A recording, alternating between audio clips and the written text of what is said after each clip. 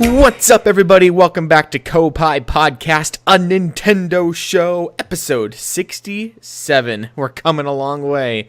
I am one of your hosts, Kaz Risk, joined alongside Mr. Koppai himself, Zach Risk. And in case you're new here, we are an all-Nintendo podcast that posts each and every Monday morning here on youtube.com/Koppai Gaming, as well as SoundCloud, iTunes, and podcast services around the world as Koppai Podcast. Each week we discuss the games we're playing, the news of the Nintendo pipeline, and then a topic of the show. I did not update the show notes here with what the Nintendo pipeline includes today, but I can go ahead and tell you, just foreshadowing ahead, we're going to be talking about Splatoon 2, some new weapons coming there, Nintendo and the Metroid Samus Amiibo support, Axiom Verge, and another Metroid 2 remake, AM2R. So lots of Metroid stuff today. As well as a little tiny thing like a lawsuit, Nintendo at PAX, some ARMS data mined info, and then the downloads of the week. Our main topic of the show this week will be the Nintendo World Championships. They are returning for 2017, and if everything goes according to plan, I will be competing in them at the Qualifiers. And so we're going to be talking about some of the information they announced about the Nintendo World Championships and some of the strategy and all of that. We have tons of info on that, so we're going to be talking about that in the hype for the World Championships.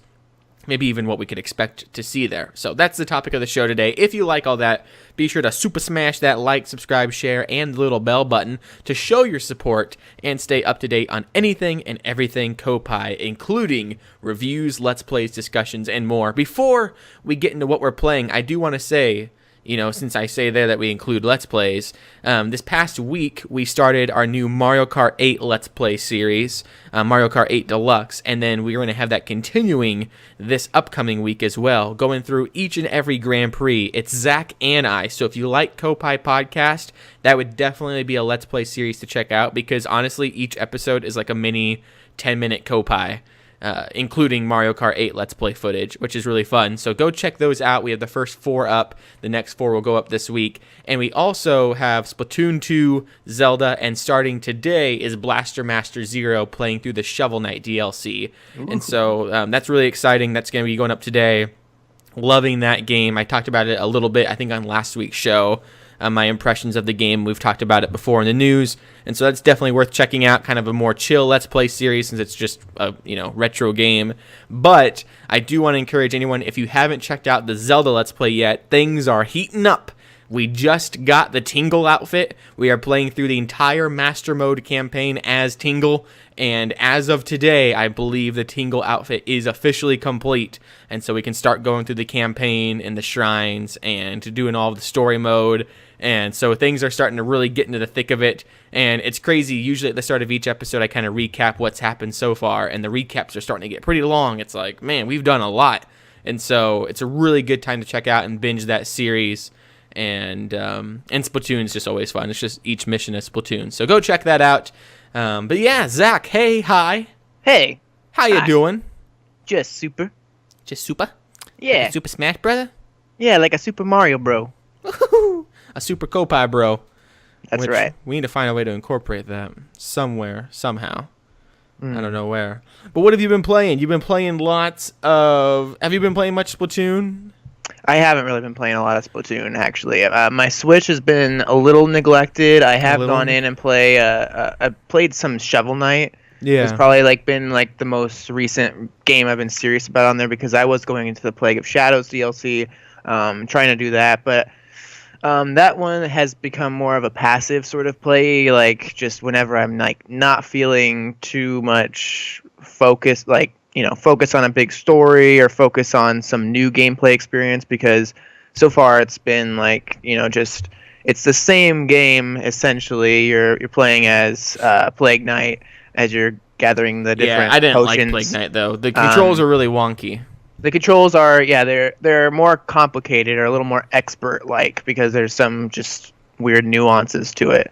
But I don't think it's too bad or anything. I think it's kind of nice how it changes up the feel. It's like you're replaying the same game again, but it has a completely different feel because of the way that Plague controls so much differently than Shovel Knight does. Yeah. That it's like at first I almost felt like, did they redesign these? Like with some him levels in mind, are a little bit tweaked just to slightly, accommodate for it. Yeah. Right. Where Spectra Torment is completely different. Yeah, that's right. Like, That's like a prequel, isn't it, or something like that? I think this is so. This is more of like a simultaneous, because I think it's kind of cool sometimes how they play with that. It's like this is what he was doing like while Shovel Knight's going on his campaign too, or something.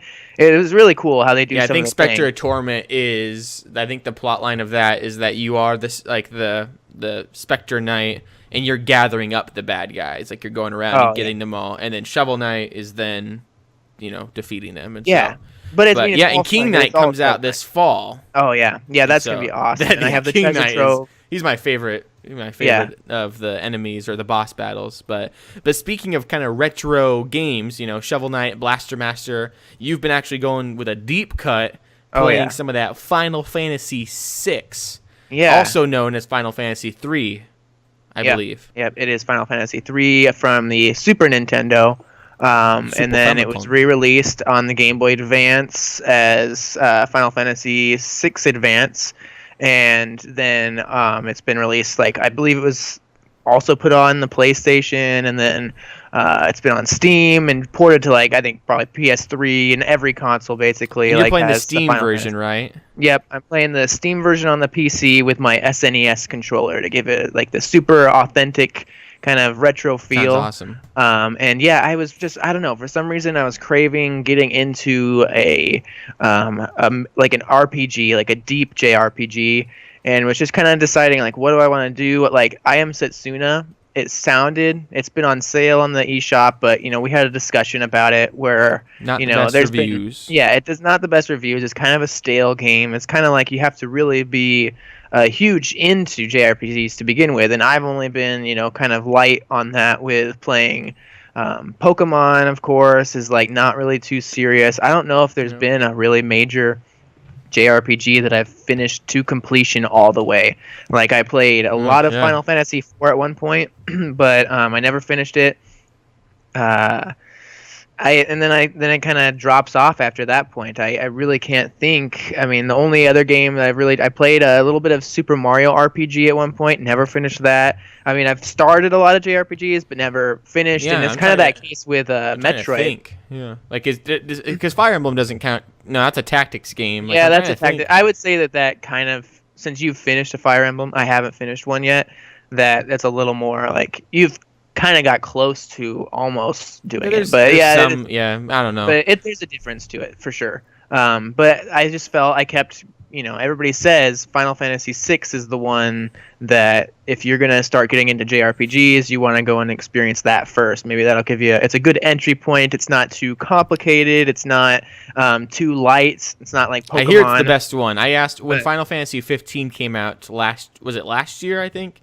I asked around some of the forums, the gaming forums we're a part of, and said, "Hey, what Final Fantasy should I play to get into 15?" And most people were like, "You can just start with 15." I'm like, "No, I want to start with some part of the franchise, maybe not the whole franchise, but I want to get a little bit of the taste before I get right into 15." And people said start with 6 or 9, and I think if you're listening to any of this, I have this pulled up, and you do want to play Final Fantasy VI. Most people regard it as kind of like the best one, especially the sprite-based era.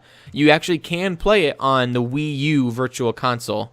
Only in Japan it looks like. Never mind. Wow. I was gonna say, it's in 2013 they released it on the Wii U Virtual Console, the SNES version, and then in 2015 they released the Game Boy Advance version.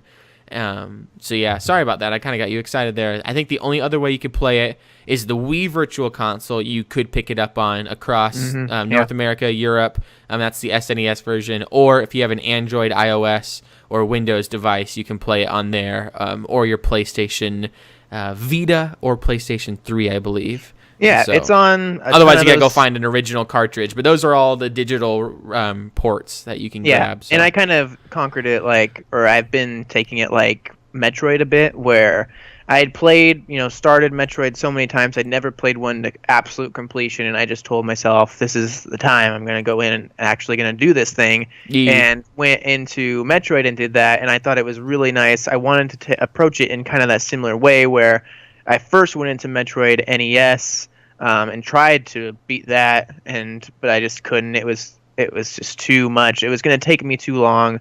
By the way I was going, I didn't want to use any guides. Yeah, don't start with Metroid NES if you're trying to get into if you're trying to get hyped for Samus Returns. But at the same time, I think maybe play if you can. Like if it's it's really cheap to get it, so just play Zero Mission. Go ahead. I'm saying okay. No, I'm saying buy Zero Mission because then once you beat Zero Mission, you get Metroid NES for free after beating Zero Mission. So just buy Zero Mission and then. After you beat Zero Mission, you'll be like, oh, cool, go check it out for free, dabble in the first level. I guess, but that was the whole thing is I played probably 5-6 hours of Metroid NES just trying, and then when I went to Zero Mission, it was so cool to re-see the environments. It was like playing Pokemon Red and then going into Fire Red. Like, if you just say, like, go into Fire Red, and then you don't get any of that experience of how cool it was to see it all remastered and looking I get that. Better. So that's what I kind of have been trying to do with Final Fantasy II, where I'm starting with like the best of the sprite-based era, and then I want to move into kind of the best of that PlayStation kind of before it got into like the Final Fantasy X, where they really went all out with the 3D models and everything, and then to eventually 15 and onward, just so I can see the evolution, because I know they kind of stick with some of those same mechanics. They kind of throw references in to the people who have been veteran players. So then you can also the reason you kind of got me excited to play Final Fantasy because then you also get some of that Kingdom Hearts hype, Disney and Final Fantasy. But yeah, no, it's too bad. I wish we could talk about it more. I mean, obviously it has Nintendo roots. But there's like no. Well, I'm just saying like it's a bummer we can't like really talk about we can't talk about Final Fantasy and be like, man, I can't wait for the new one to come out on Switch. Like it seems like it's pretty much a PlayStation thing moving forward. I guess they are an Xbox, but it's just. It seems like the Switch may be left behind, but we did see Street Fighter 2 come out on the Switch. They could do I guess they supported the Virtual Console version of Final Fantasy up until don't they have Wii U. Octopath Traveler or something like that coming out? Isn't that a Square Enix game? I honestly totally forgot about that. But that looks awesome. Obviously. I mean, it really looks legitimately great. Like I'm gonna, it looks. It's made in this kind of style and fashion of Final Fantasy VI almost. So in that that era, and it's kind of a homage to that period of time. And I just think that it's going to be an awesome, super awesome game, despite how many some of the people that ripped on its name. I think that its name is terrible. Really yeah. But I don't even know if that's the final name. My final thoughts on Final Fantasy VI, just as my recommendation, is that it's just I've been able to, in so many parts, it'll kind of throw you out. It's semi-open world-ish, like an RPG is, to where you're kind of in between on story missions, or just kind of exploring or hanging out, or just doing a little bit of grinding just to make sure you're ready for the next area. And you can throw on a podcast. You can, just kind of casually play. I really like that. I'll just be, even I had a major one of the first big battles in the game, and once I kind of got all right, this is kind of the theme I'm going and the strategy I'm using, I just threw on a podcast, and it was like an hour-long battle of just I do that with Fire Emblem a lot.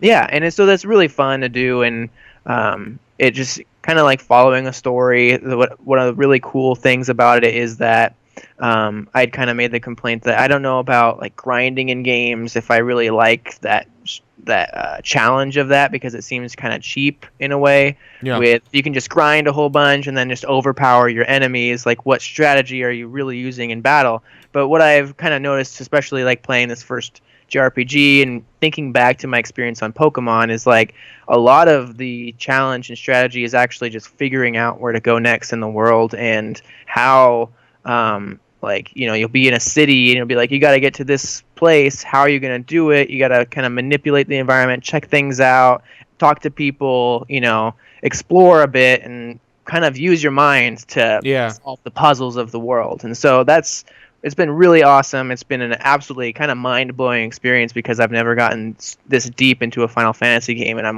wow, super impressed.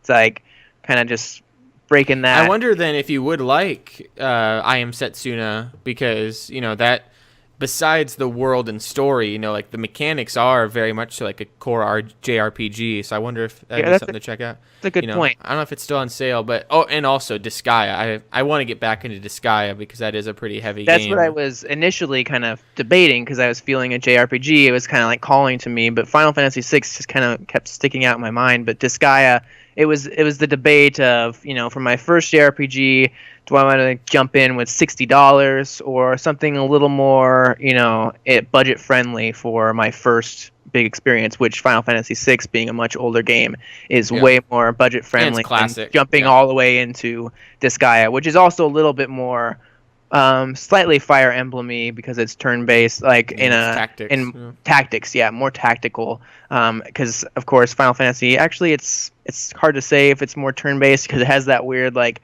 the meter's constantly filling up to attack next, and so it's a little bit different. It's like real time almost turn thing, but you can change it to wait until you finish a move. I don't know, it's kind of strange, the mechanics, but I'm getting used to it and really enjoying that it's kind of unique to the series. And Speaking of tactics and RPGs and all that, I've been playing tons of Fire Emblem Heroes still. We're going to get to it later in the show in the Nintendo pipeline, but there's lots of events going on right now for Fire Emblem Heroes, and so lots of chance to get free orbs. I just got, I think, 6 new orbs today, and I used them to summon only one hero, and I got Summer Corrin, and so was super hype. They're one of the focus groups for this, or focus summons for the summer. It's Corrin in a swimsuit with 5 stars. It's super rare to get this because they're only available in the summer. And so I have now Lucina in the Easter outfit, Xander in the Easter outfit, and now I have Robin and Corrin in the swimsuit outfits. And so I really need, though, I'm hoping maybe before it ends, I need a green hero to summon because I don't have any green level 40s on my team, and so that would help a lot. But that was literally just today I got them with only one summon available for my day, so that was pretty hype because that event ends I think in 4 days. So you're so much luckier with those summons than I am. Yeah, now I have a 5-star Marth, Roy, 2 Robins, a Corrin, Xander, and I think I have a normal Xander and the Easter Xander. I'm not too sure. And so, I get lots of 5 stars. But the reason I got lots of 5 stars at first when the game first came out is because I saved a lot of my orbs when I think a lot of people were just blowing them right away. And I would save mine to get the free summons. And so, but now I just kind of blow them because it really doesn't save you too much to do that. But it does help. And I've been playing lots still of Pokemon Go. Not as much as previous weeks, but still dabble in it every once in a while when I'm walking Ollie. And I just hit level 22, and I'm just going around kind of doing it every once in a while. It's honestly, I got a little discouraged when I got my butt whooped by Lugia because it's no one plays this game anymore, and I don't know if it has a future. So I was kind of bummed out, having a Pokemon midlife crisis at level 22, but... I don't know. It's still fun to pull out every once in a while and see what's available. But I wish, I don't know. That's sometimes the bummer part about it is how much I play it. I'm really not really accomplishing too much though. So, and then last, I've been playing lots of Lego Marvel superheroes. I think I mentioned I've been playing Omega or Marvel Heroes Omega, but now I'm playing the Lego version of the game. Which I'm playing it on Steam. I was able to get a whole bundle, I think, of Lego games for a pretty good price, and playing it in hype for the Switch sequel coming out. The sequel to the game is coming out on Switch November 14th, and it looks so good. It's playing through following the Guardians of the Galaxy, and it has the Thor Ragnarok version of Thor. It's its own original story, but it's pulling a lot from the modern movies. Really kind of dabbling in the Spider-Verse. So there's Spider-Gwen and Venom Spider, and they're making their own characters. So they're combining Carnage and Venom in the sequel. So it's this just really cool version of Spider-Man. We're big fans of Kind of Funny, and those guys are doing the voice acting in it. Some voice acting in it, which personally I think Kevin does great at voice acting.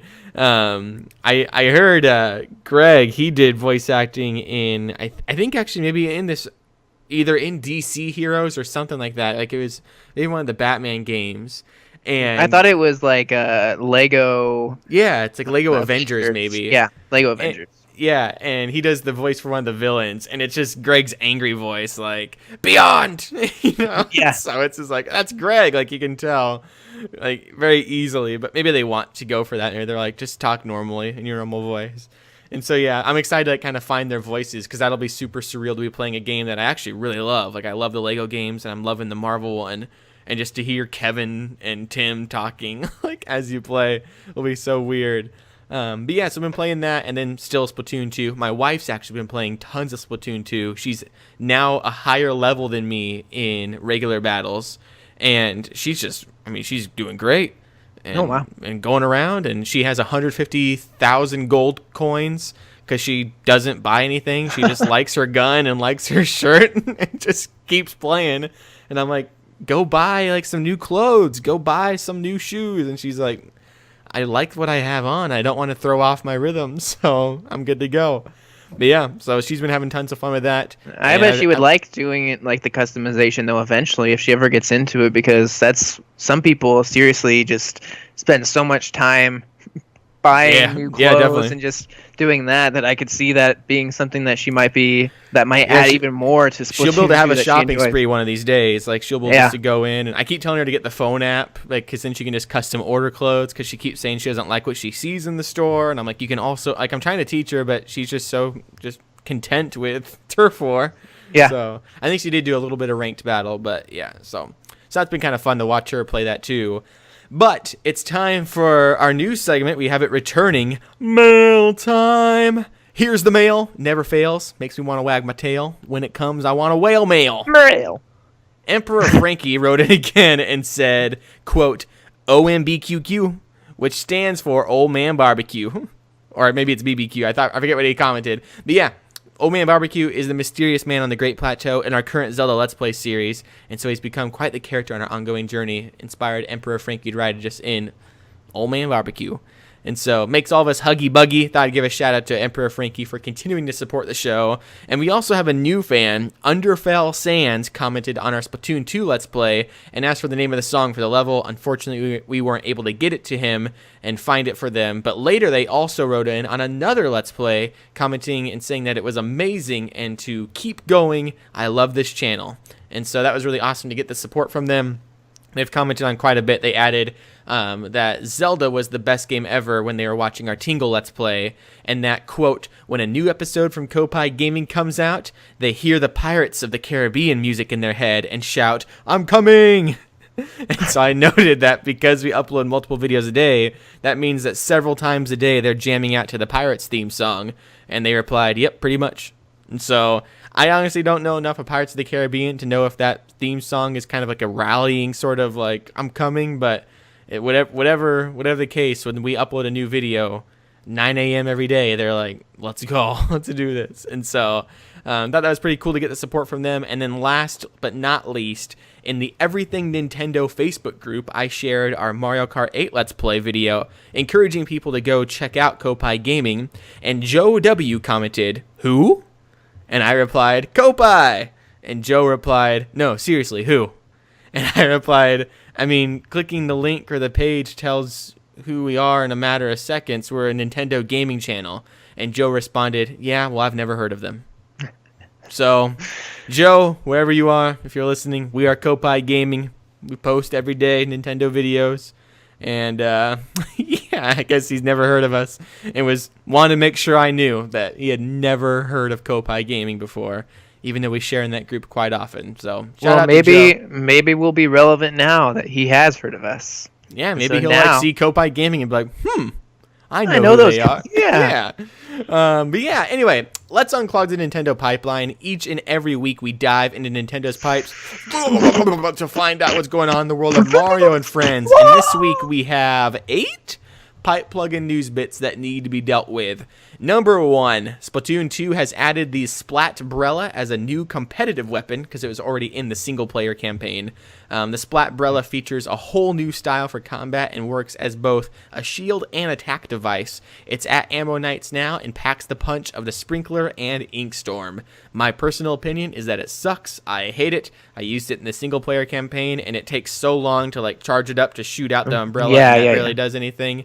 But I've seen it do cool things. Once again, my wife was playing, and I was watching her, and she was actually like, someone was shooting the umbrella at her, and she had to dodge around it because it was like blocking her, and then she had to like move around it, and by then the person was standing behind the umbrella ready to attack. So it was kind of like a cool bait and switch for them. So yeah, it has its strategy to be able to have a movable shield, but personally I like just my arrow spray ready to go.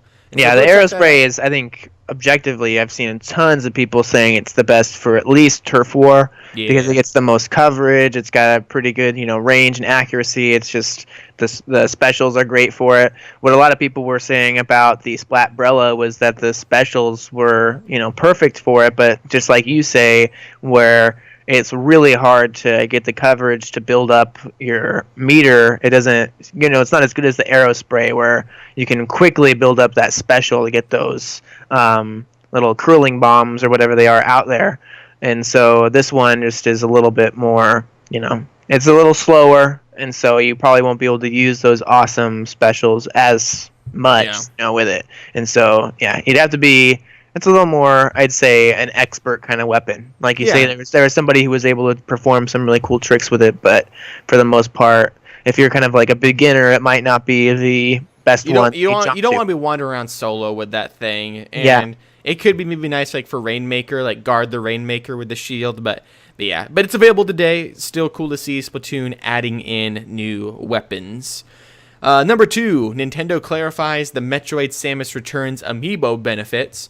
My Nintendo News writes, quote, "Yes, Fusion Mode, which will give players access to Samus's fusion suit as well as a more challenging difficulty in the game, is indeed locked behind the Metroid amiibo. This content will not be offered as separate DLC in Nintendo's digital eShop. However, there will be a standard hard mode that will be unlockable once players complete the game on regular difficulty. This mode, which is confusingly separate from the Fusion Mode's own harder difficulty, won't be locked behind any amiibo." End quote. And so there you go. Nintendo didn't lock hard mode behind an amiibo or paid DLC. It's still in the game. It's just if you want to do a special different Fusion mode, which probably plays more like Metroid Fusion, you can play that and you get the cosmetic suit. It's nothing too big. We talked about this in a previous episode, but there you go. Enjoy. Have fun. Buy the amiibo if you want to play as Metroid. I wonder now, like, if you use the amiibo, how it exactly works. Like, if you could go to a friend's house, if they have the squishy Metroid amiibo, if you can just place it on your 3DS and then, it unlocks the fusion mode and you're good to go. Like, maybe that would help. I would think some people that if because if I come over and bring you my Zelda amiibo, I can scan it in and you can get like the weapons and benefits in Zelda. Right. And you just always have it. So I would assume. Or Mario Kart, for example, you can unlock all the costumes in Mario Kart and be good to go. So I didn't know if it would necessarily make a save on the amiibo that says this has been used on this 3DS. If you want to overwrite, does it store any information on it? I wonder just exactly how it works. Yeah, because I guess there is Wolf Link amiibo. Like you always have to scan that in to do the trials or summon Wolf Link in Zelda. So some you need to actually own. I really want this amiibo set, though, so I'm going to be looking out for it, really trying to get my hands on it, and I'd probably be willing to spend, at least $10 extra maybe on it to make sure I secure one eventually if it comes to that on Amazon or something, but I don't know. I hope it's not going to be too hard to find. I need to find more. Well, we don't have it in the Nintendo pipeline here, but also, side note, Switches, if you're looking for a Switch, a lot more of them are out there. It's a good time to go pick up a Switch. I saw, I think 6 to 8 at the downtown Target in Minneapolis, and I also saw 3 or 4 at another Target in a suburb of Minneapolis or the Twin Cities. 10 Switches for sure I saw this weekend, and Targets all around. they're quite abundant now. So I actually heard a Target employee saying that they're getting a lot more. I've heard other reports of that on other forums that the kind of drought is over. So if you want to get a Switch, maybe grab one now before the busy holiday season, because then they'll be harder to find again. And I don't know, I think it's a good time to go grab one. And there's just tons of games to play. Nintendo, though, if you want to stick with the dead 3DS console, has announced that Metroid Samus Return has a special themed new Nintendo 3DS XL releasing September 15th for $200. And so you guys can go get that if you want to keep playing the 3DS, which... yikes. I mean, $200 for that? I mean, get the red and white 2DS. Yeah, exactly. I mean, if you're gonna $80. If you're gonna jump into the 3DS now, I mean, I would say either get like a refurbished or used 3DS, new 3DS, or just go with like the new 2DS XL or. Unless you're a diehard Metroid fan, you just gotta get I had to get the Major. Like if they announced a Majora's Mask one, I'd be getting that. Like, yeah, that would be so crap if like that had been if they delayed that game Majora's Mask 3DS until like this year or something until like switches out and it's like all right situation. Oh man, that'd be really tempting and like I'd feel way worse about it because I already felt kind of like sick about rebuying the same console again, with when the Majora's Mask one came out, because it was like, I mean, I was since it was such a rare console and so valuable and so cool, and I had that, thought of, I could give Kayla my old one or sell it or do something with it. It was a little more justified, but now it's like, especially I don't want to offend anyone out there like who's excited for the Metroid one, but I don't like the look of it at all. Like, looks like just like a slapped ping image on the top of it of Samus shooting at her little gun, and there's a texture. Like it doesn't look too special. Where the Majora's Mask one was actually designed around the dimensions of the 3DS. Like it has the border, and we've seen some other ones too, like other Zelda ones and Pokemon ones, like where they really take full advantage of the canvas that is the 3DS. Yeah. This one just really seems to be like a slapped-on thing. Like they could have done Samus's visor across the top. Like how cool that would have been? Yeah, definitely. Or even something with the spin ball, like trying to make it a little, or the morph ball, screw attack sort of thing. Try to do something a little more in that style where it really makes the 3DS into some device almost, like looking some other way. I really still don't like the Super Smash Brothers 3DS that they released, where it was like a black and white drawing of them. Yeah, I still can't get into that, and I would have really loved an awesome Super Smash Brothers version of the 3DS, but we got what we got, so. We got what we got. Speaking of Metroid, Axiom Verge, the hit Metroidvania indie, will be releasing on Switch on October 17th. What seems to be funny, like a funny random exchange, someone tweeted to Tom Happ, who's the developer of the game, and asked, "Hi, any solid date for the Nintendo Switch version of Axiom Verge?" And Tom Happ tweeted back, October 17th. And that's it. Just the date. No punctuation. No, and it just in a tweet in response to someone that's like, yo, what's the date? October 17th. So there you go. Axiom Verge is coming to the Switch then. Pretty big deal for that game to be coming out. And I'm super excited. I don't know if I'm going to buy it on the Switch because I already own it on PlayStation, even though I've never played it on PlayStation. Maybe I'll double dip and get it on the Switch because that may inspire me to play it. But I don't know. I'm super excited to play it now that I've played Zero Mission. But yeah, I don't know. So super hyped though to get that in the October. Get in there, play it before October 27th, because October 27th is Assassin's Creed Origins, Super Mario Odyssey, Stranger Things Season 2. I think Evil Within 2, or no, Wolfenstein 2. And so it's a busy day, October 27th, so you're going to want to... Okay, so it comes out the 17th, and Odyssey is the 27th. Yeah. So it's like a week before, basically. I mean... Get it in, hurry. I don't know. Yeah, that's going to be... I'm going to be mostly focusing on Odyssey. I think with a lot of these Switch games, it's... At first, I was really about jumping in and, maybe double dipping on some of these games just to have it on the Switch. Yeah. I'm getting a little bit smarter with that now, where I'm really, thinking it through a little bit more about what the value of it would be on Switch versus another console. Like, yeah, if I really feel like it would be good on the go, or on a car trip or something, and that I would actually play it and get value out of it, then I'll go that way.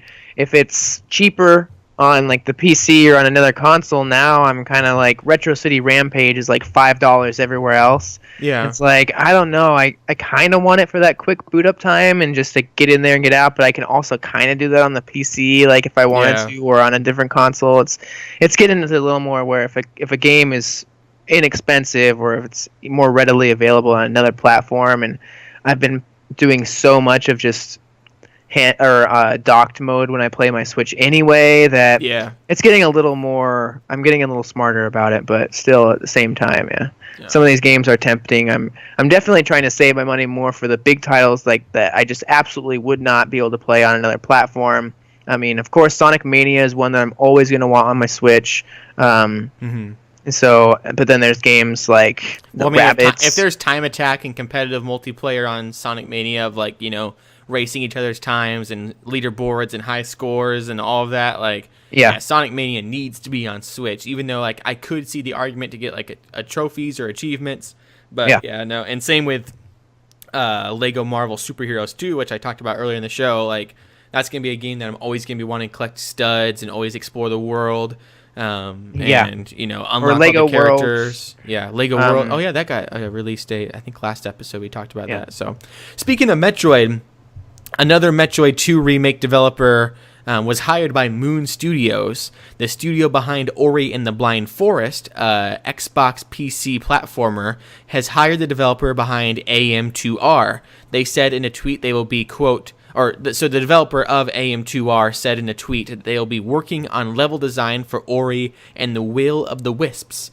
the sequel to Blind Forest that was announced at E3 this past year. And so kind of a happy ending for everyone really involved. Nintendo was able to release, their version of the Metroid 2 remake, and it looks to be awesome, and they're, taking full utilization of Amiibo support and kind of setting the 3DS off with a nice Metroid game and building up hype for Prime 4 with an official Nintendo game. And then the developer of the remake, the unofficial remake, was able to send out his work and get hired on by a really awesome studio like Moon Studios, and their Ori franchise is on the rise. It's one of the few Microsoft studios that's really kind of taken off, and so really cool to see that they got a happy ending, and that's going to be great. Number 5, someone is hoping to get rich. My Nintendo News writes, quote, Game Vice, who are an accessory maker, is currently in the process of a lawsuit against Nintendo, as the company claims that the Kyoto-based company allegedly violated a patent for concepts used in the WikiPad. The WikiPad is an Android-based tablet and they also provide an add-on controllers for phones and tablets. Game Vice says that Nintendo Switch and the removable Joy-Cons are too similar to their own version of a detachable game controller and a device with a flexible bridge section. End quote. Flexible bridge section, eh? Yeah, that whatever. Flexible bridge section. Yeah, there's the NVIDIA gamepad thing. There's other things we've seen out there. There's the whole Virtual Boy thing that you can connect to your iPhone that adds controllers to a phone. It's too lenient of a patent.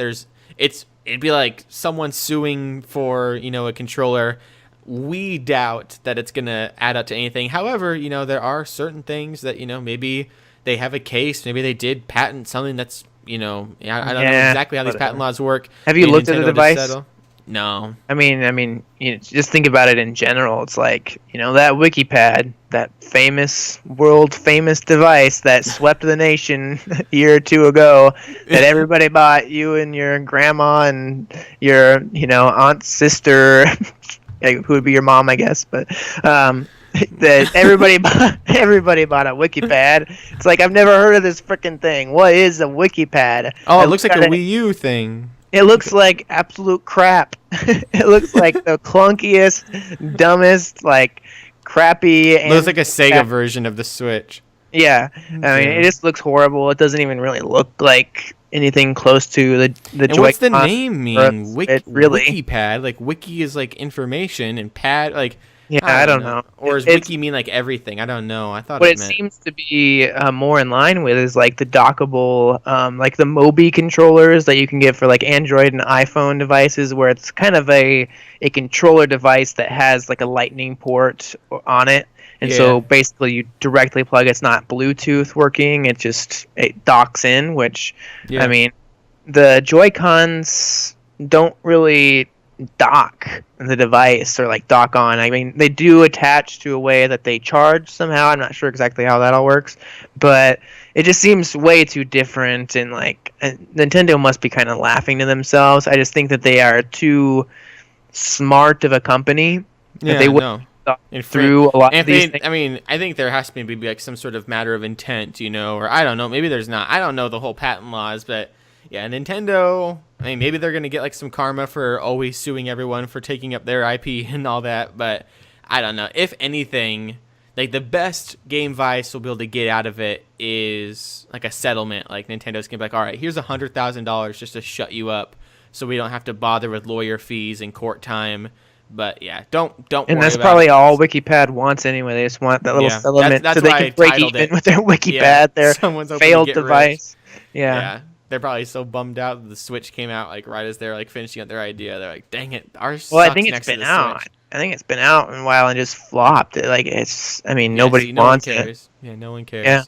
Number 6, quick news. Nintendo will be hosting a special panel at PAX West 2017, held between September 1st and the 4th. I don't know when the exact times of their special panel are. Personally, I would not be expecting any sort of like special announcements. Most likely taking a deep dive into some of the games that are already announced or out, and kind of going over some of that. I think maybe last year at some point they like went into some Breath of the Wild details, showed off some concept art. Maybe we'll get a sneak peek at maybe Champions Ballad or something, but don't expect anything groundbreaking there. Don't expect Smash Brothers for Switch. Maybe actually what you could get announced is number 7. ARMS is getting new fighters, according to Datamined Info. Data miners have discovered a list of names that could potentially be new fighters in ARMS. The names include Chain, Coil, Plant, Robo, Scroll, Sumo, Surprise, Sweet, and Twintail. Which some of the names of ARMS characters, like what in the world? Plant? Yeah, I don't know. Plant? Like, what does that mean? I don't know if it sounds almost like it could be a new ARMS, Scroll and Chain and Coil. But at the same time, we do have like Springman and Mummy or something. Like, don't we have like, isn't Mummy like an actual name? And Ninja or whatever. But I mean, they all seem so like. If you had sumo arms, I mean, I don't know if it would do like some sumo move or make your character do it. I don't know exactly. I could see being like a fat character, like a definitely. That one now entering the ring, sumo, the most like character like name. But I mean, a chain sounds like an arm, coil, plant, robotic arms, scroll arms. Surprise could be like a birthday present that explodes. Surprise, I could also see as a fighter, like now entering the ring, surprise, and it's like some freak, I don't know. And Sweet too. I don't know. Twintail though, isn't that like Twintella or whatever, like the one girl? Yeah, could it be like a sister, like her twin? Which would just blow up the internet if she had a Twintail. Yeah. But yeah, so some possibly, I mean, that's a lot of new fighters. That's a pretty big list. And so we don't know when we'll get those announced, but if it's anything like Splatoon, we could just get them randomly week to week. So double the roster of the entire game. Yeah, just like adding. I mean, really, because the arms are so like you can just switch out any arm. Like it's just developing new character models and attaching a name, which I mean, I don't know. Easy, but yeah. I don't know if I can see them adding that many new characters, but I mean, it's possible. We could see. But my vote's for Surprise. I want Surprise to be. Max Brass Surprise. Yeah. And last, rounding out the Nintendo pipeline, unclogging our pipes, the US downloads for the week. On Nintendo Switch's eShop, we have Flip Wars. This tense multiplayer action game will have you stomping to flip over panels and unwitting opponents. To win, flip the most panels into your color in local battles, in online or single player. The more you flip, the faster you'll move in a mad dash to nab power-ups, increase your flip range, turn invincible, and move. I think it's supposed to say move across 3 modes. and more across 3 modes and 12 arenas. And so I've seen tons of ads for this game. You basically do butt pounds on these panels and cover it, and all of your characters look like the Metroid Federation Force characters. So it looks like a fun little game. Kind of reminds me of like Death Squared. It's like one of these kind of indie games that probably fun for like some couch co-op. Have some people over and be like, yo, you want to do some Flip Wars? Oh yeah. But here's the real shine. Sorry, Flip Wars. If you want to come on the show, we'd love to have you on. But Sonic Mania is out this week. 2D Sonic is back in a new adventure, and in celebration of past and future, you can play as Sonic, Tails, and Knuckles as you race through new zones and fully reimagined classics, each filled with exciting surprises and powerful bosses. Go head-to-head with players in competitive mode, or play in co-op mode with a friend. Welcome to the next level of the world's fastest blue hedgehog. Sonic Mania will be available on August 15th, so tomorrow when you're listening to this, and we have our collector's editions pre-ordered, our little Sega statue or Sonic, our rings, and the download codes. Unfortunately, those are getting here a little bit later, so I think I'm just gonna go ahead and wait. But you've considered like either double dipping. Yeah, I've considered it. So yeah, but either way, the game's coming out this week. Super hyped, and we'll talk about that next week. I think. I don't know what happened. Can you hear me now? My mic, for some reason, Skype muted me, although my mic was not muted. But I was trying to say something just real quick on Flip Wars. Just ignoring you. Yeah, I'm like, hey, wait, like, and then I'm like, what is going on? I'm not muted or anything, but I think I could be heard now. I was gonna say about Flip Wars that I don't know. You were saying like it might be fun when people come over. I don't know why you wouldn't just play Splatoon multiplayer with like multi switches if you had that option, because Flip Wars is like butt stomp Splatoon. It's like Splatoon Light, or like really covering more colors. You use your butt to spread your turf with Butt-tune. Butt-tune. It just I've seen it's getting like 50s, really mediocre ratings, and like it's not. I don't know. I was kind of tempted, maybe a little bit at first, just like to check it out, but I have just decided like I'm gonna skip out on Flip Wars. I would just play Splatoon if I wanted to play something that's kind of like that, control the territory with turf by controlling color and all that. So it's just basically the same thing. I wanted to say that, I don't know, why wouldn't you just play Splatoon instead?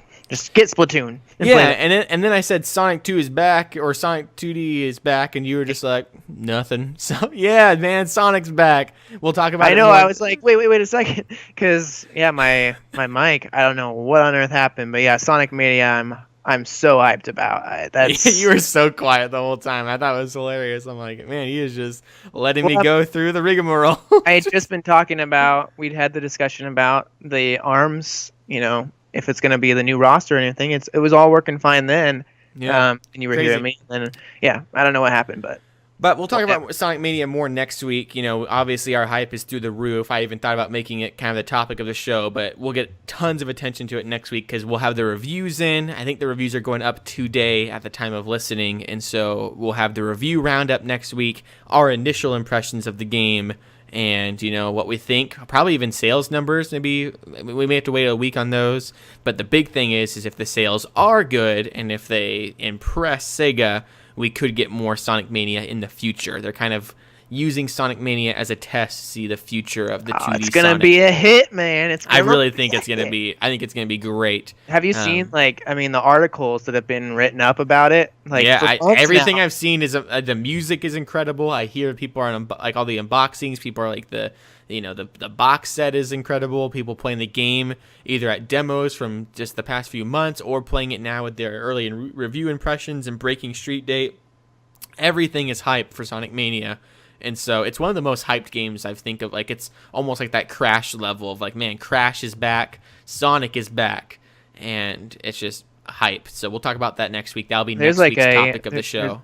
There's a video on YouTube that keeps being suggested to me that YouTube really wants me to watch. That's called something like Sonic Mania, the game we're getting but don't deserve, or something like that. Yeah, I've seen that. I've seen it suggested to me too. Yeah, But I thought that was a perfect title because it was just like, it kind of sums that up, that feeling. It's just like, it's so perfect. And it's just such, it's the like intro animation is so good. Like that's floating around YouTube as well. And people have been posting that too. Is like they posted the intro animation as the Sonic CD intro, like changing that, making it super low res, like because if you ever watched the Sonic CD intro with the Sonic Boom little animation and stuff, it was so choppy and it looked horrible. It was actually like a really fluid animation. It just, the technology at the time. So it like kind of down reses it to that. And there's also like VHS version of it and old 90s retro versions. So the promotion and the marketing and just like the meme atmosphere that Sonic has developed over the past couple years, I think has also really played into just the internet culture being excited about Sonic again, to finally get it done right. It's almost like the whole Mighty Number 9 situation where Sonic, 4, or even some of the more recent Sonic games, they've sometimes tried to capture that old charm. Really, Generations was the only one that really did it the closest, and then Colors maybe arguably, but they've really kind of, especially Sonic 4 was always advertised as that return to form, and it just wasn't. And this is like that Sonic 4. Well, even is the return. Mentioning Mighty Number 9, like we had Mighty Number 9, which was like, this is the return to Mega Man, and people are like, no, it's not. Like it doesn't look like Mega Man, doesn't feel like Mega Man. And then they had like Mighty Gunvolt Burst, which was the same character. Like what's his name? Like I don't know what his name is. And Mighty Man. I don't know. And but he's 8-bit, and it's like a side-scrolling Mega Man game. And people are like, this is it. Thank you. That's all we wanted. That's it. That's exactly what we need. Don't try to go crazy with it. And this will be perfect. And we'll have all the reviews next week. We'll talk about it. Can't wait. And I'm hoping, I don't know, I'm thinking I'm going to do a Let's Play series of it. I think, because each week we've kind of been starting a new Let's Play series. I'd like to that kind of like the next one.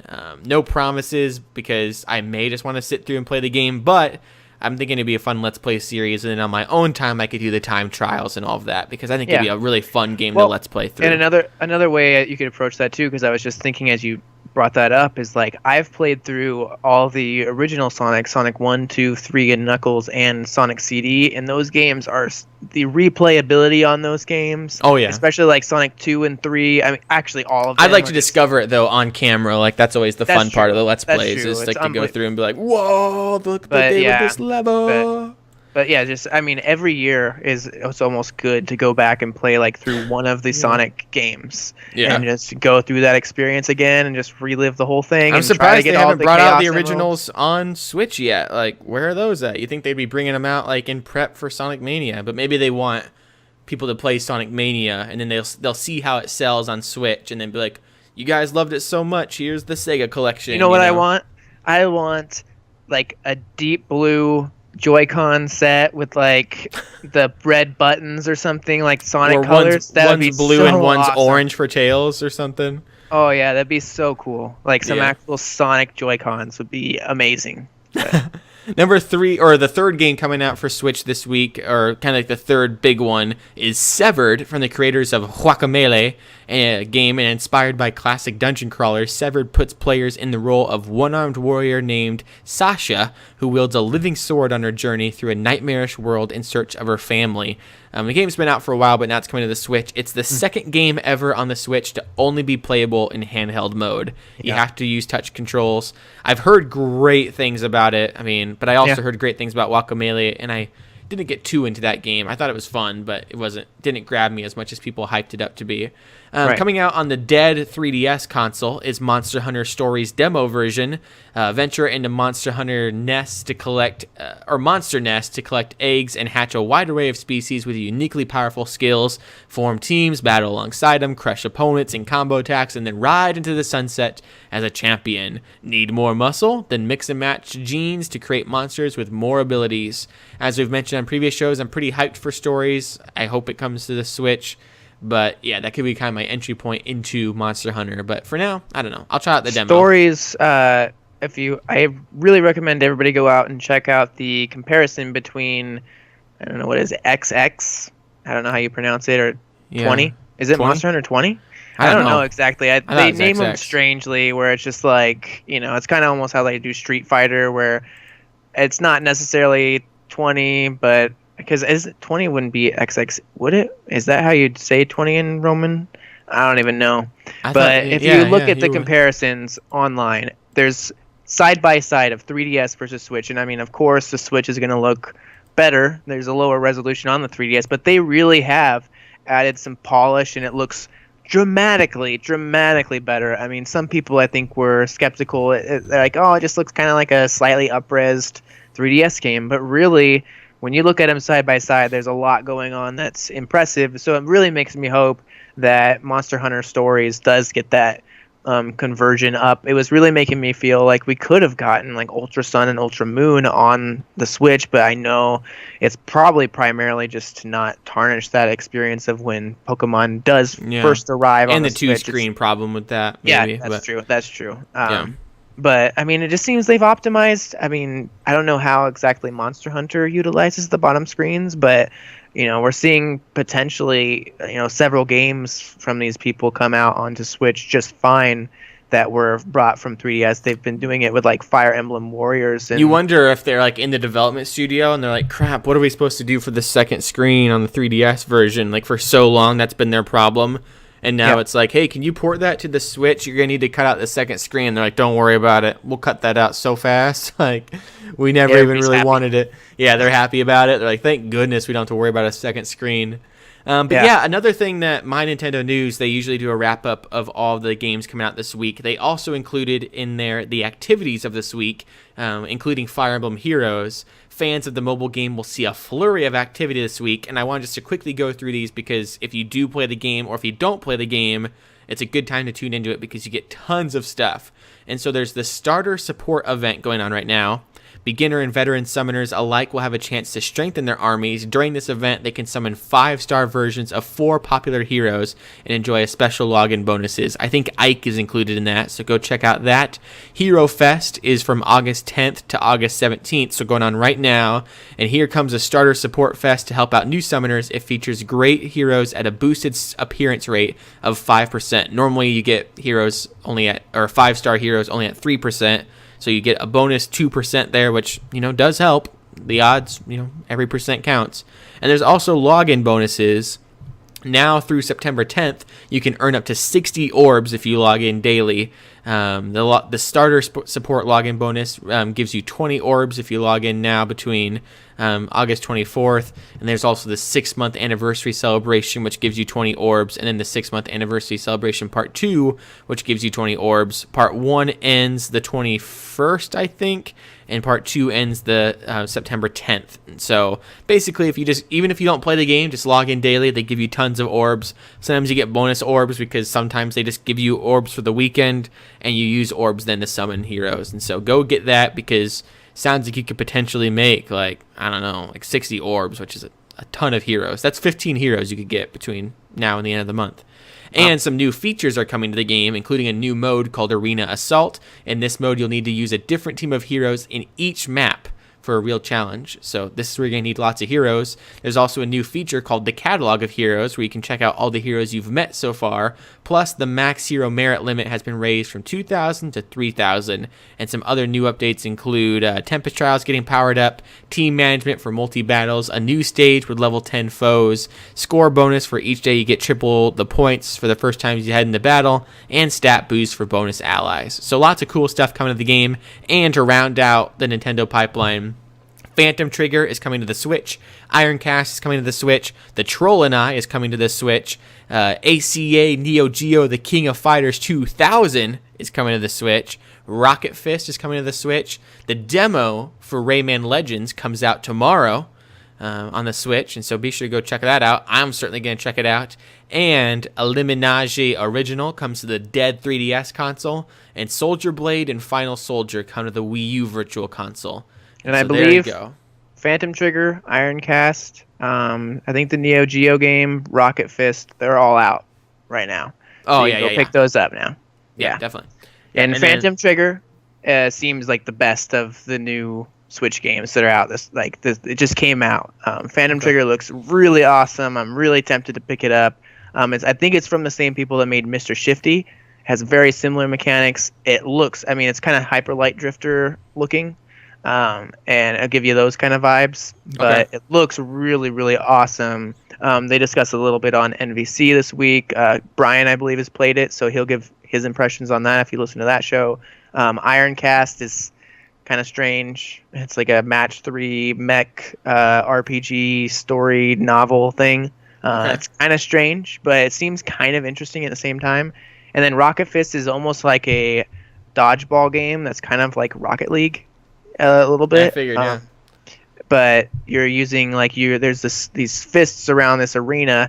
You have to run and grab the fist, and then you can like launch it at somebody to attack them or kill them.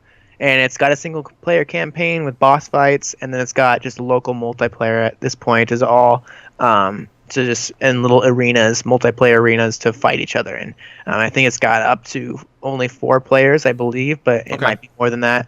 Yeah. But yeah, those games look really fun. But I would say Phantom Trigger is definitely the one to go check out. I think it just came out basically exclusively on PC and Switch. It launched on, which we're seeing that a lot with these new kind of indie titles, where a lot of them are just going straight for the Switch or going straight for like Steam and the Switch as kind of a combo. It's kind of neglecting like Xbox One or the PlayStation 4. People are finding the Switch and the PC to be kind of their preferred platforms of choice right now. Yeah, Steam's so easy to get greenlit on, and Switch is probably a really good attach rate place to send yours to. Maybe less money to kind of get it, through clearance. And so, yeah. So there you go. Some games to check out and some things to try out on your phone. If you don't own a 3DS or a Switch or a Wii U and you are listening to a Nintendo podcast, just pull out your phone and play some Fire Emblem. But the topic of the show to end out the week, we're going to be a little bit quick with it. I wanted to be a little bit longer, but, sometimes you just got to talk about that news. Is that the Nintendo World Championships are back, and I'm going to try to go to the qualifiers. It's a few weeks away, so I can't nail down anything yet, but my hope is to be going, and My Nintendo News sums up the return of the Nintendo World Championships quite well, and so I'm going to go ahead and read what Sick R writes, and they said, quote, "Imagine standing on the big stage, controller in hand, everyone in the audience is cheering your name, and even more watching live at home. After advancing through the tournament, you are about to start the finals. If you win this round, you'll be named the Nintendo World Championship 2017 tournament winner. Your heart is beating.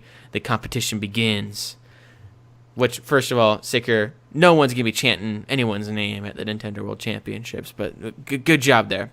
They won't be? What are you talking about, man? No, man, they're not going to be shouting out names. Anyway, they go on to write on, "This triumphant scenario might sound like a dream for any Nintendo fan, but it could actually be a reality. With the Nintendo World Championships 2017 tournament taking place on October 7th in New York at Manhattan Center's Grand Ballroom, fans of all ages from around the country have the chance to be a part of Nintendo history. Following its debut in 1990, the World Championships made a grand return at the E3 2015 in Los Angeles. The Nintendo World Championship finds fans of all ages and walks of life competing in a variety of Nintendo games, most recent and retro. And so here's how it works. So you may be able to compete as well. Starting on August 19th, select Best Buy stores around the country will host qualifying events in 8 locations around the country. Players will be divided into 2 groups based on their age, and both groups are going to be playing Mario Kart 7 for the Nintendo 3DS family of systems, even though that console is dead. The first age group, 12 and younger, will play as Mario on the Nintendo DS Luigi's Mansion course using standard kart, standard wheels, and the Super Glider, which is basically the standard glider. The second age group, 13 and older, which will be me, because I'm older than 13. I turned 15 in October. Will play as Bowser on the Game Boy Advance Bowser Castle 1 course using the standard kart, standard wheels, and Super Glider. The player with the best time trial entry in each age group at the end of the 2-day event at each location will qualify for the Nintendo World Championship 2017. Additionally, anyone who visits these events at Best Buy will be able to try demo versions of the Super Mario Odyssey game, which launches on October 27th. On the Switch, and Metroid Samus Returns for the 3DS, which arrives on September 15th. Plus, visitors who are My Nintendo members will be able to check out their QR code and get points, all that good stuff. They can even get a pin. During points. For what? For the dead 3DS console? Whatever. During the Nintendo World Championships event in New York, players will battle their way through a variety of games where they'll be eliminated or will advance their way through the tournament. And then the format for the Nintendo World Championships means that anyone has a chance to become a winner. Audiences are hungry to watch competitive video games in action, and many of the most classic games, both old and new, are well suited to competition by players of all ages, says Doug Bowser, Nintendo of America's senior vice president. Do you think that guy, like when he's being interviewed, like when they're interviewing people to be, part of their sales and marketing, he has the last name Bowser? That they're like, that's gotta be a part of it. Like, yeah. Like we gotta have somebody on our team that's got the name Bowser in there. I mean, Doug Bowser, yeah, it's perfect. But yeah, so some other details that My Nintendo News left out is, like I'm gonna go on Saturday. I can't go on Sunday, but I'm gonna go on Saturday to the 2-day event. I'm gonna try out Super Mario Odyssey. Like worst case scenario, I get to try out Odyssey, which is awesome. Like almost 2 months before it comes out. So I'm gonna try out that. And I'm gonna obviously, compete. I need to practice a little bit, with playing and all that. I think the reason you're playing Mario Kart 7 and not like Mario Kart 8 is because it's mainly an event to really promote the 2DS XL or the new 2DS XL, because you're playing it on a new 2DS XL, which I can't practice with. But I think if I play the new 3DS XL, I'll be good enough. I don't know. Anyway, but so you're gonna be playing through that. A detail they left out is that if you're playing the time trials and you tie with someone, you can try multiple times as long as you're there. So I think the event goes as long as Best Buy is open throughout that day. And so I can go back through the line and try again if I want to. But you get to try twice per line wait. And so you get 2 chances, but if you go back through the line, you can get 4, 6, 8, whatever. And if you tie with someone, whoever has, if you both get a minute, if the other person had a minute 1 second in their other race, then they get that, and so on and so forth. And I can't imagine someone tying like multiple times, but maybe you're just completely on par with someone. And so that's how you can win there. So it is a little sketch. I'm worried that someone's going to go for the whole 2 days and get just a faster time on the second day, but I'm going to try. And then the other thing is that if you win, not only do you get to go to the Nintendo World Championships, but they pay for your flight, hotel, all of that good stuff, and they hook you up with some goodies. And so it's going to be would be an awesome thing to win, because you basically just get a free trip to New York and hang out with Nintendo people. And so I figured, why not? I'm pretty good at Mario Kart, and I'm really good at Mario Kart 200cc. And this is Mario Kart 7, so it's going to have to be 150cc. And they're telling me right here and right now it's Bowser's Castle with Bowser on the standard kart, standard wheels, super glider. So I can just go ahead and practice and Google all the terms and things. The bummer part is that I'm assuming there's going to be, someone else out there that's also going to be doing that. They're going to know how to do the freaking hopscotch, fire wheels, skip back and forth. Well, and so I'm going to need to really, really practice. But then I'm going to get all sweaty and nervous while I'm there. And I'm probably going to, drive a mushroom straight into a tree. So it's the trickiest thing. But, I got to be like that little kid from Willy Wonka. And I just got to go buy my chocolate bar. Yeah, I'm trying to find it real quick on my YouTube history. I just recently, I might have to send it to you or something, but there was a speedrunner, and they were doing one of the Bowser's Castles on Mario Kart 7, and it was some really insane record time that they got. And I'm not sure if it's the same one, but it would be really good to study that. I was kind of concerned for you. I wonder if there's going to be a whole bunch of speedrunner Mario Kart. Oh, this is it. Nintendo World Championships 2017 attempt. I can't go this year, so I'm giving up the strats for anyone capable of pulling them off during their official attempts. So yeah, I'll send that to you. There's a video out there, and if anybody wants to search it, I just gave out the title, so you can go look that up, study it. Dang it! I believe it is the qualifying the one, but it's such a I watched through the video, and they do some insane stuff, so it would really come in handy if you're able to get it executed. I just glitched through the wall, and it's 2 seconds. I'm like, all right, man, where's Reggie? Nintendo's watching you what the heck? Bill Trennan, where are you? I would definitely study something like that. Yeah, I'm going to study. I'm going to practice. I'm going to try to get good, and I'm a little nervous, but it's not Minneapolis is a big city, but it's not a huge city for, gaming events. I went to the Super Smash Brothers event I think it's the same Best Buy that's doing it this time. And the line was certainly long, but it wasn't whoa, this is going around the corner and stuff. And that was to play Super Smash Brothers. That was a pretty big deal. And we have a pretty large Smash scene here, because I think we're pretty close to the Big House event, which goes on near here, and like the Midwest is pretty big for Smash Brothers. And so that was probably a bigger turnout than people going to try out the Nintendo World Championships, because it was, I mean, the most hype thing of, you know, the decade. It was a new Smash Brothers. Yeah. And so I don't imagine maybe the competition would be too tough there. I mean, you got to get there. It's on a weekend. Maybe people can't go. And so I mean, it's one of those things Odyssey, that, you know, though, the call for Odyssey. That's to true. Play, to try and out the a little bit Nintendo of World Championships, yeah. I was thinking that's definitely going to help with like the salty taste in people's mouths, is that they get to play Odyssey, of course. So yeah, that's a good point. That, you know, any part of me that maybe doubts going because I think I'm just going to lose, I can be like, well, at least I just get to go play Odyssey. Yeah. And, you know, in between my weights, I can just go. And I bet they're just going to be walking around probably with switches and be like, here, you want to play some Odyssey? Like while people are waiting in line. Maybe not. I don't know. So, yeah. But anyway, that's that. That's another Koppai podcast in the books. I hope you guys enjoyed it. And if you did enjoy it, be sure to click that like button, the subscribe button, and the share button, as well as a little bell to support us and stay up to date on anything and everything Koppai, including reviews, discussions, review roundups, let's plays, tons of let's plays, discussions, these podcasts, and more. I think, let me hop over here to youtube.com and click our little icon there. We're at 100.